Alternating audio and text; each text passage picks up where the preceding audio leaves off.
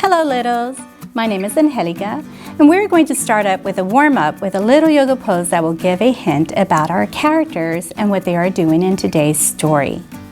So you're going to lay on the floor with your legs extended.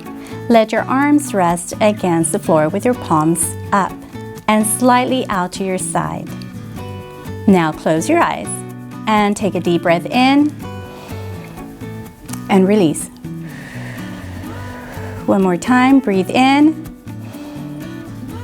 and release.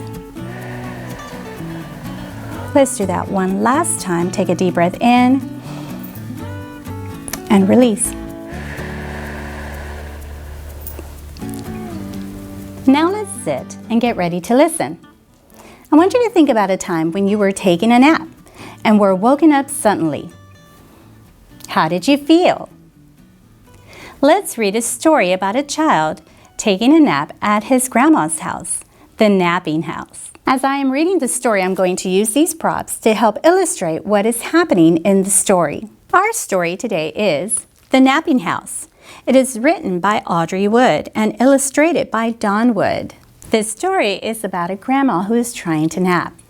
As I read the story, I want you to pay close attention to who joins grandma as she tries to nap, how many characters are in the story, and how the number of characters changes after each page. There is a house, a napping house, where everyone is sleeping.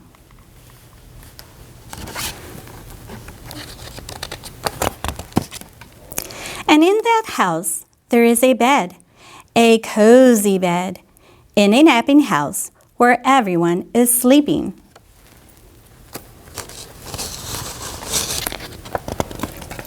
And on that bed, there is a granny, a snoring granny, on a cozy bed, in a napping house where everyone is sleeping.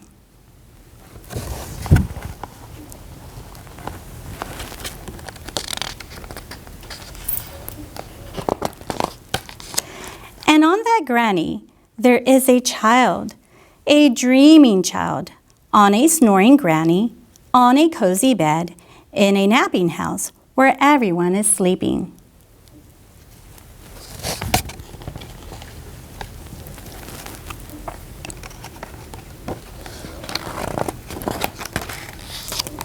And on that child, there is a dog, a dozing dog or a sleeping dog, on a dreaming child, on a snoring granny, on a cozy bed, in a napping house where everyone is sleeping.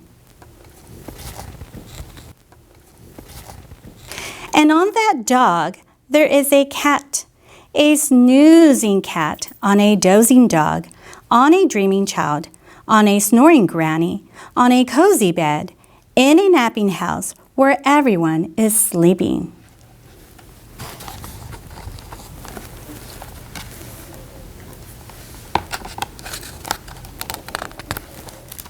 And on that cat, there is a mouse, a slumbering mouse, on a snoozing cat, on a dozing dog, on a dreaming child, on a snoring granny, on a cozy bed, in a napping house where everyone is sleeping.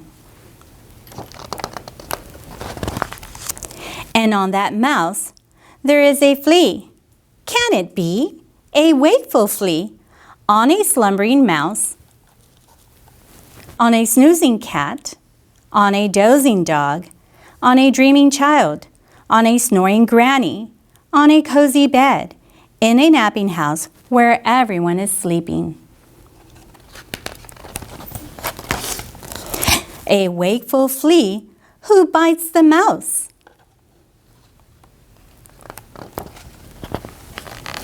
Who scares the cat?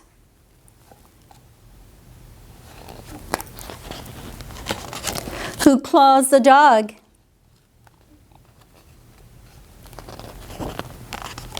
Who thumps the child?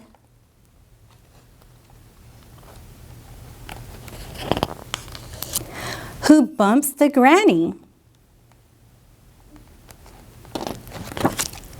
Who breaks the bed? In the napping house where no one now is sleeping.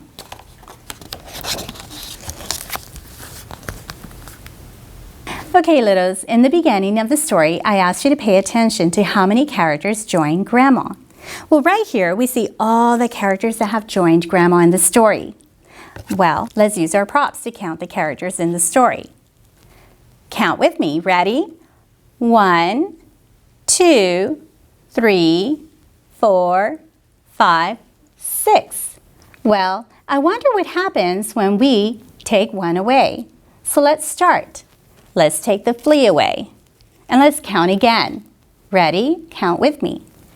1, 2, 3, 4, 5. 5 is 1 less than 6. Let's try that again. So the mouse woke up. Let's count how many characters were left here. 1, 2, 3, 4. Well, 4 is 1 less than 5. Then the cat went away. Count with me again. 1, 2, 3. Well, 3 is 1 less than 4. Let's count how many characters we see here. 1, 2. 2 is 1 less than 3.